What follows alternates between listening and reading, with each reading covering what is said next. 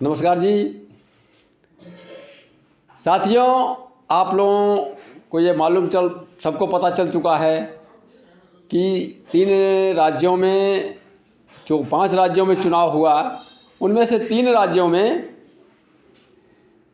BJP का प्रचंड बहुमत हुआ। लेकिन इस बहुमत को समाज के तमाम सारे लोग नकार रहे हैं, इसको मानने के लिए तैयार नहीं हैं, क्योंकि जो एग्जिट पोल आए हुए थे, जिन लोगों ने जाकर के नज़दीक से देखा, उसको बारीकी से देखी, उनको ये लगता था कि कांग्रेस अब की बार उन जगहों पर फाइट कर सकती है। इसलिए वो बार बार इस बात को रिपीट कर रहे हैं कि नहीं, ईवीएम की चोरी हुई है। निश्चित तौर से ईवीएम की चोरी का इल्ज़ाम लगातार लगाया जा रहा है कई सालों से। लेकिन हम ये कहना चाहेंगे कि इतनी निकम्मी सरकार हमने नहीं देखी दुनिया में कि अगर एक बार ऑब्जेक्शन हुआ, 2 बार ऑब्जेक्शन हुआ, तो क्यों नहीं ये लोग ईवीएम हटा देते।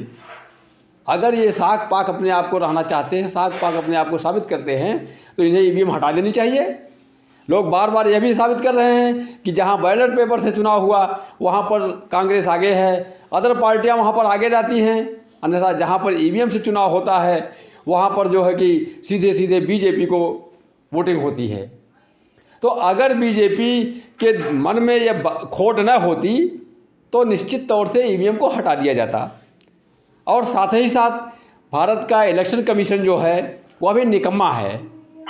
एक बार अगर कोई एफआईआर दर्ज होता है, एक बार ही अगर जो है कि कोई ऑब्जेक्शन होता है, तो उस पर इलेक्शन कमीशन ध्यान देता है।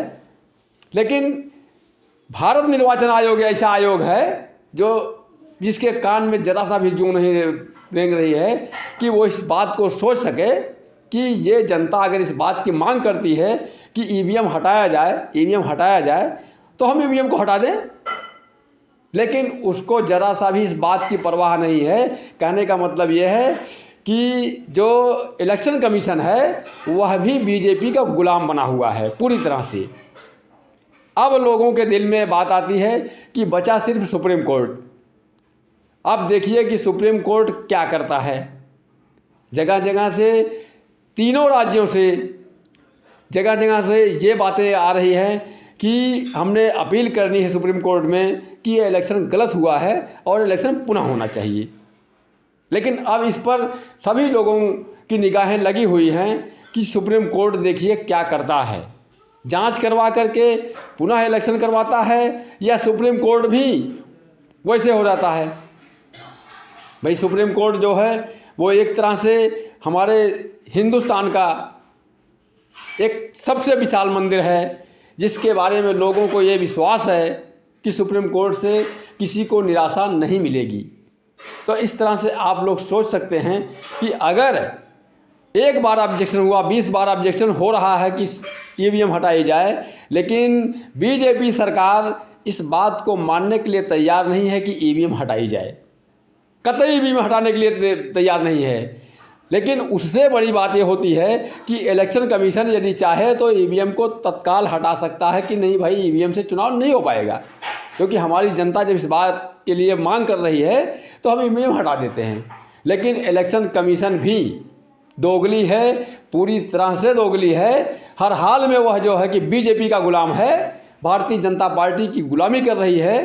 कहीं से भी निष्पक्षता की बात नहीं उसके सामने आ रही है कि ऐसा नहीं हो रहा है कि वो निष्पक्ष रूप से जो है कि चुनाव करा सके। ऐसी परिस्थितियों में लोग बार बार चुनाव हारने के बाद ये चिल्लाते हैं कि ईवीएम हटाया जाए। तो बेहतर ये होगा कि लोग जन आंदोलन करें, समस्त लोग, चाहे किसी भी पार्टी के हों या पार्टी से ना हों, अंधभक्तों को छोड़ करके। क्योंकि कुछ अंधभक्त ऐसे हैं जिनकी निगाह सिर्फ एक ही बात की होती है कि बीजेपी पार्टी अच्छी है और बीजेपी ही रहनी चाहिए। बीजेपी में उन्हें गुण ही गुण नज़र आते हैं, अवगुण नाम की कोई चीज़ नज़र नहीं आती। तो भाइयों, अंधभक्तों को छोड़ करके मैं कहूँगा कि सभी लोग, चाहे वो किसी पार्टी से हों, सभी लोग आंदोलन करें और सड़कों पर उतरें।